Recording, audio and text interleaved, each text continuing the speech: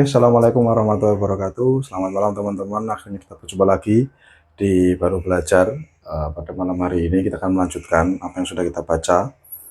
Namun sebelumnya, seperti biasa, mari kita mulai Baru Belajar dengan berkirim doa, berkirim Fatihah. Pertama kepada kedua orang tua kita, yang kedua kepada guru-guru kita, dan yang ketiga kepada khususon kepada Bapak Raymond Chang yang bukunya kita baca. Al-Fatihah.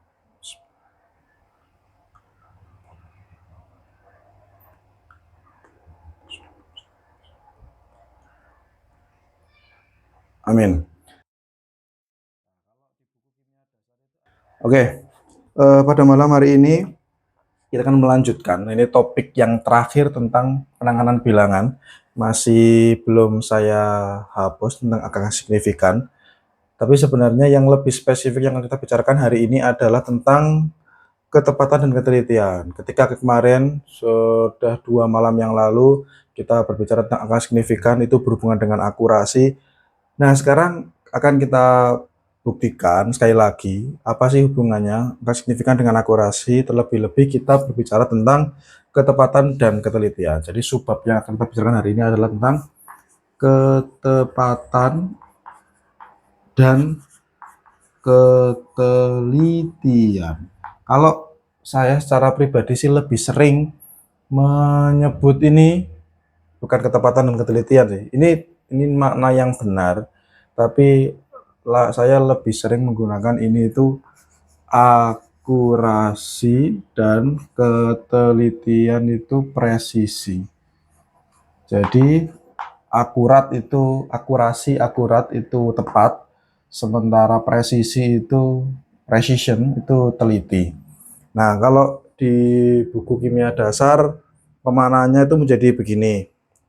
Ketepatan atau akurasi adalah seberapa dekat suatu hasil pengukuran dengan nilai sesungguhnya dari kuantitas yang diukur. Jadi kata kuncinya adalah seberapa dekat suatu hasil pengukuran dengan nilai sesungguhnya. Nah, selanjutnya untuk yang ketelitian presisi adalah seberapa dekat hasil pengukuran satu dengan hasil pengukuran yang lain. Jadi akurat itu seberapa dekat hasil yang didapat dengan nilai sebenarnya, sementara yang presisi adalah seberapa dekat hasil satu pengukuran dengan pengukuran yang lain. Untuk lebih memudahkan ini baik di buku yang sekarang, kimia dasar yang kita baca, baik di buku kemometri, di buku analitik, mesti ada analogi ini, yakni dengan menggunakan bidik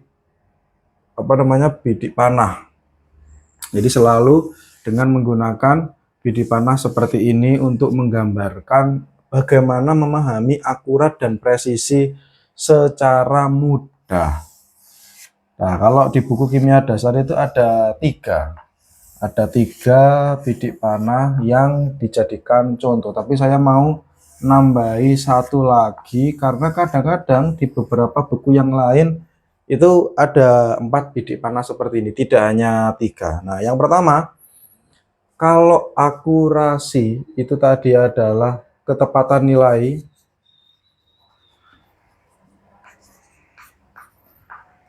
terhadap nilai sesungguhnya.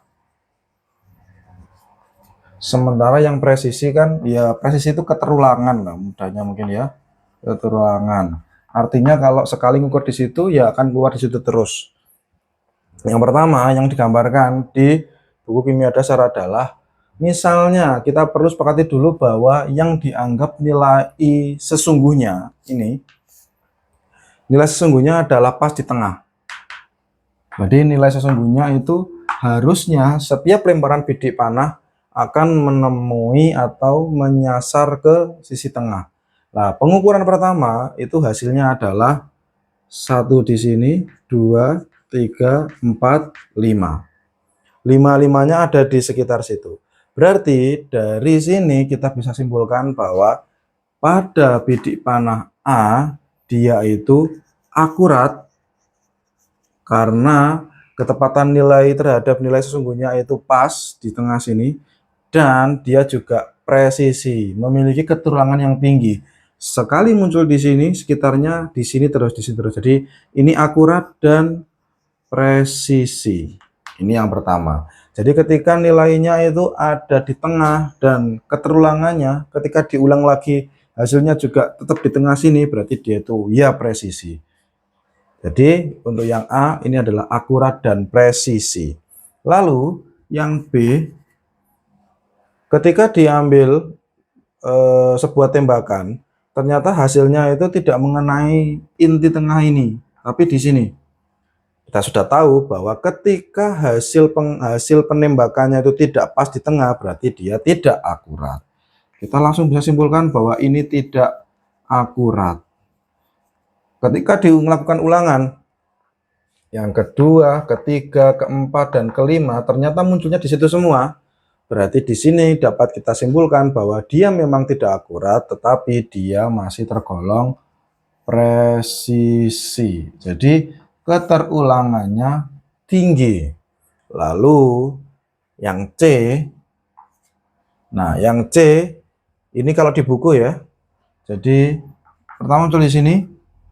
Kalau di situ kemungkinan dia sebenarnya tidak akurat karena sekali lagi bahwa akurat itu ya namanya akurat itu mesti harus di tengah sini. Jadi dia tidak di situ. Nah, kita cek dulu apakah dari bidik panah yang kedua sampai kelima juga ada di sekitar sini juga akan sama seperti ini, dan ternyata tidak. Hasilnya adalah di sini, di sini, di sini, dan di sini. Berarti ini kesimpulannya adalah tidak akurat dan juga tidak presisi.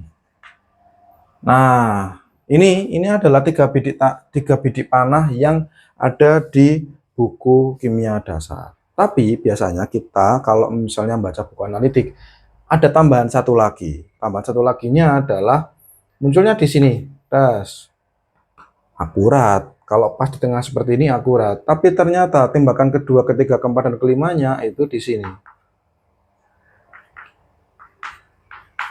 Nah, dia akurat. Ada yang mengatakan bahwa ini akurat. Kenapa kok akurat? Karena dari kelima ini, kalau di rata-rata semuanya itu masuk ke tengah sini. Yang ini sama ini di rata-rata juga masuk ke tengah. Yang ini sama yang ini di rata-rata juga masuk ke tengah. Jadi dia itu akurat hasil pengukuran, hasil penghitungan rata-rata. Tetapi dia itu tidak presisi.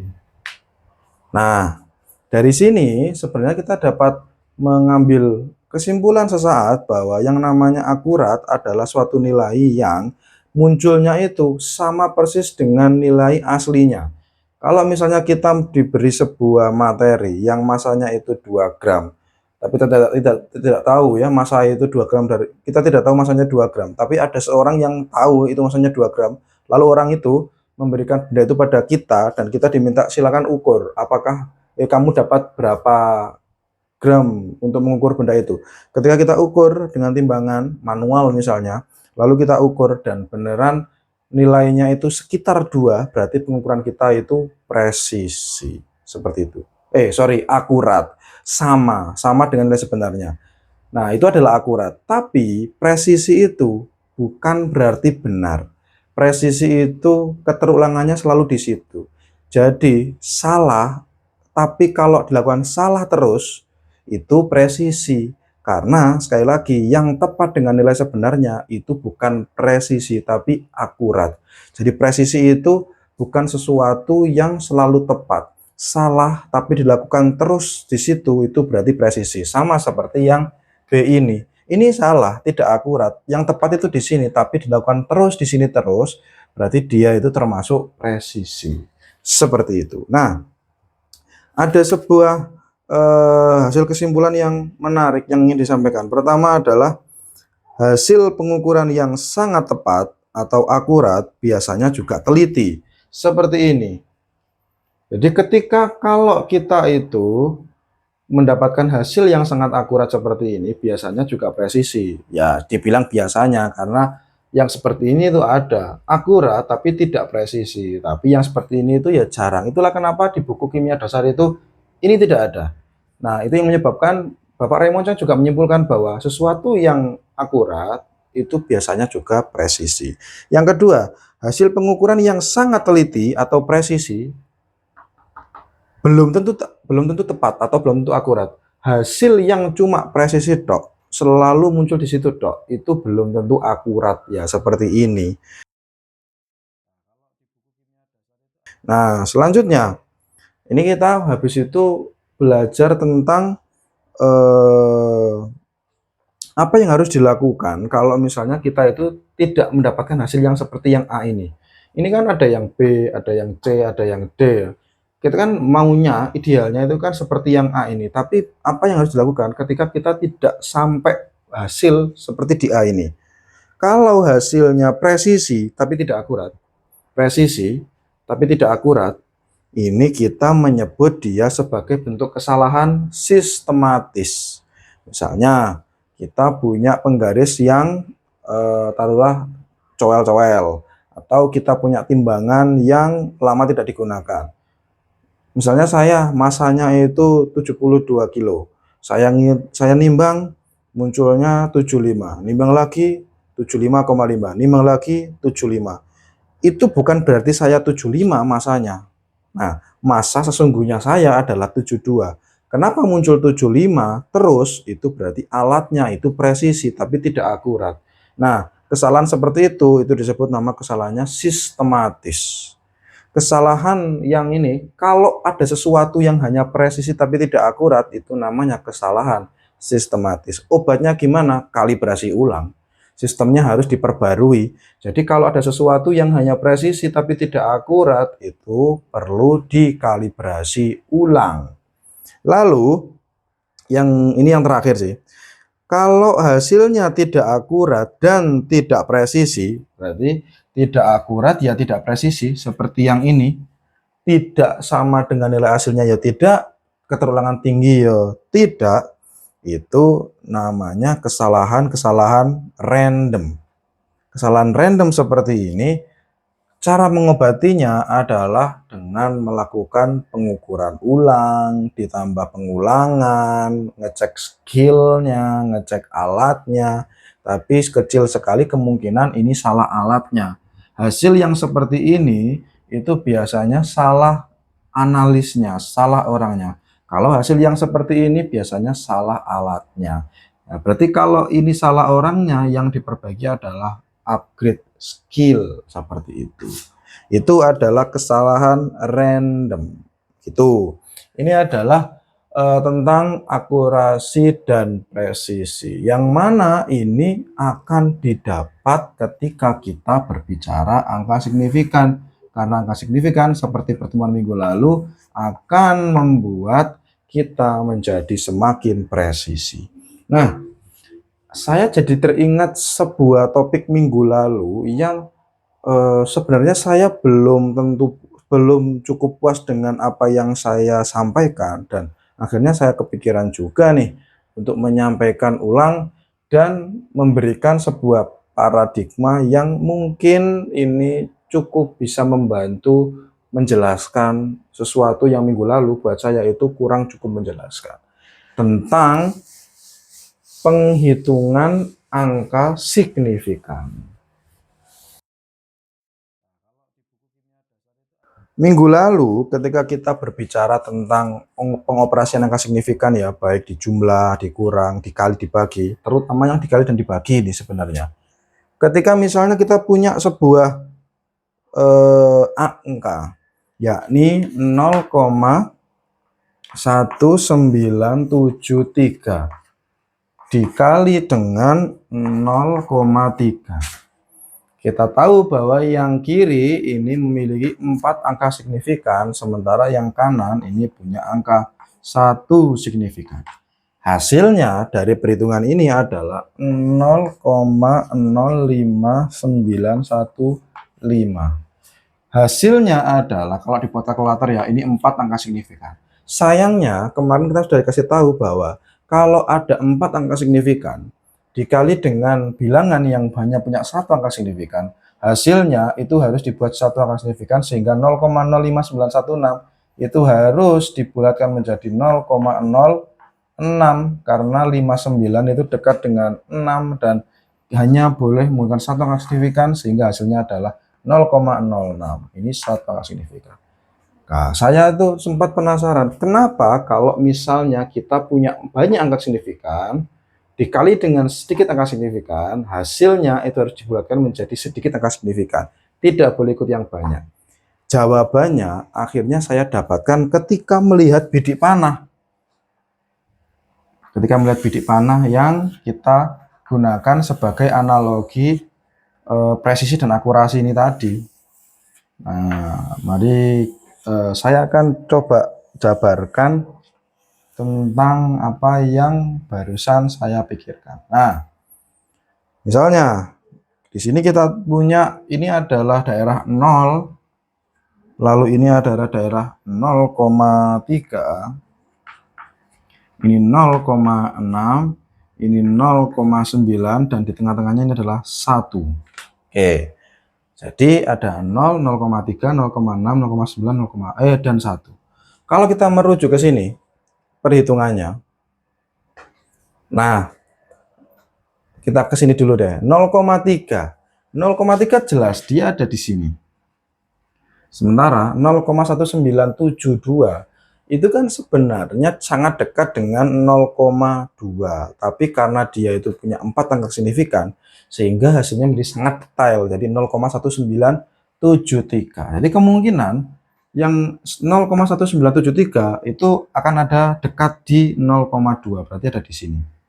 Nah, kalau ini dikalikan yang hasilnya adalah 0,05915, yang diambil adalah dibulatkan menjadi 0,06 karena 0,06 itu satu angka signifikan. Kenapa kok begitu? Nah, saya punya angan-angan begini. Angka signifikan 4, di sini angka signifikan 1. Angka signifikan 4 seperti yang ada di sini ya, karena ini adalah 0,1973 tadi ya. Nah, angka signifikan 4 itu pasti melewati yang angka signifikan 1. Jadi misalnya dari 0, habis itu terus.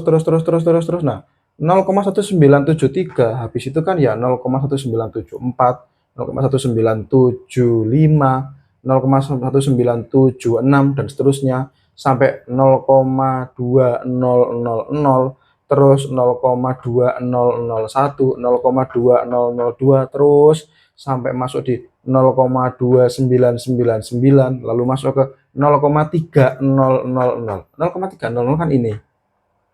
Jadi semua angka yang dia itu menggunakan 4 angka signifikan itu pasti melewati yang satu angka signifikan. Sementara yang satu angka signifikan tidak mungkin pernah melewati yang 4 angka signifikan. Kenapa? Kalau ini mulai dari 0, naik ke 0,1, habis itu langsung naik ke 0,2, habis itu naik ke 0,3, habis itu naik ke 0,4. 0,2 langsung 0,3, 0,1, 0,2. Tidak pernah melewati 0,1973. Jadi yang satu angka signifikan tidak pernah melewati yang 4 angka signifikan. Angka signifikan 1 itu tidak tahu banyak. Kesimpulannya kan begitu. Karena yang angka signifikan 1 hanya tahu 0, 0,1, 0,2, 0,3, 0,4 dan seterusnya. Tapi yang 4 angka signifikan itu tahu banyak. Jadi sesuatu yang tidak tahu banyak tidak boleh merasa tahu. Sesuatu yang tidak tahu banyak ini karena sudah dicampur ya. Yang tahu banyak dicampur dengan yang tidak tahu banyak. Nah, karena ada yang tidak tahu banyak, ini tidak boleh merasa tahu. Kalau 0,3 hasilnya menjadi 4 angka signifikan, ini kan menjadi sesuatu yang tidak tahu banyak karena dia itu lompatannya 0, 0,1, 0,2, 0,3, 0,4 dan seterusnya.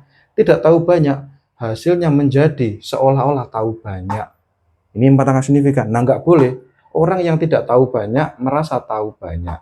Itulah kenapa kalau sudah kecampur yang tahu banyak dengan yang tidak tahu banyak, hasilnya adalah ya yang tidak tahu banyak. Gitu.